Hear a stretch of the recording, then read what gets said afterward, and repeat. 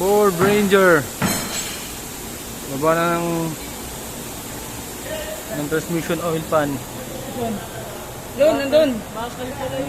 Ayaw na kumain. Palit ng filter. Tapos putik na yung kanyang langis. Chocolate na.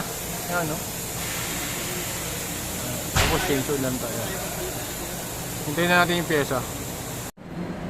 Yan, no? Oh. Pakita mo yung ano. Yan, no? Oh. Tapos sabi ng customer, eh, hugasan lang daw muna. Yan. Ito yung mga bata niya. Galing sa bangko siguro to. Tapo mo na? Mga bata niya. Oh, tapo mo na. Ang kahintang. Si Boss JR, tapos si Boss Melvin. Sila yung mga tirator dito sa Bridgestone. Tirator ng mga malulupit. Kaning lamig. Mga mayabang.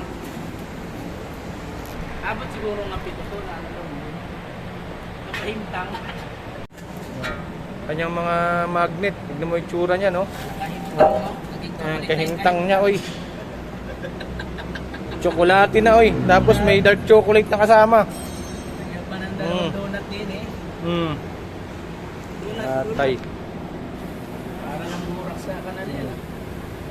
Dito tayo magkakarga ng langis. Dito sa may butas na to, banda. Dilim, eh. Yan. Masyadong masikip. May hirapan tayo magkarga ng langis niyan. Pero may SST yung ginagamit. Ito. Post lang ito. Tapos 1.5. Sasalina natin yan.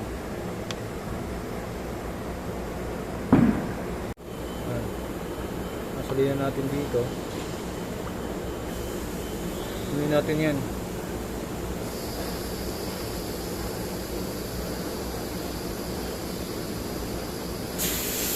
Mahirap magsalin doon pag di tayo gumawa ng paraan.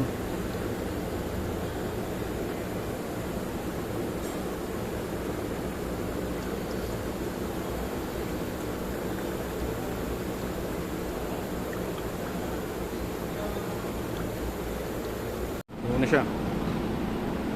Diba?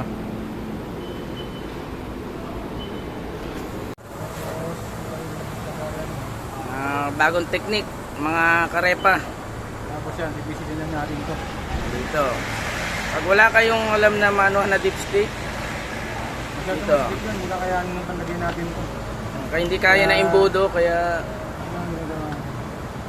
gamitan ng matinding diskarte, guys. Ako. Siyempre, ang gagawa niyan ay visor lagi. Baka magkamali ang mga labor eh. Habang naubos, sumusobra na. 3 points. Ginamitan pa ng 3 points. Pasok ko. Guys walang drain plug yan Ford Ranger.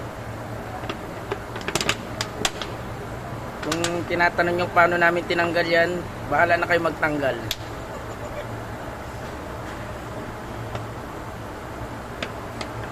Si Richard naman, nandito. May panibago kang customer dito, Boss Jun. Ini tumatawag. Richard.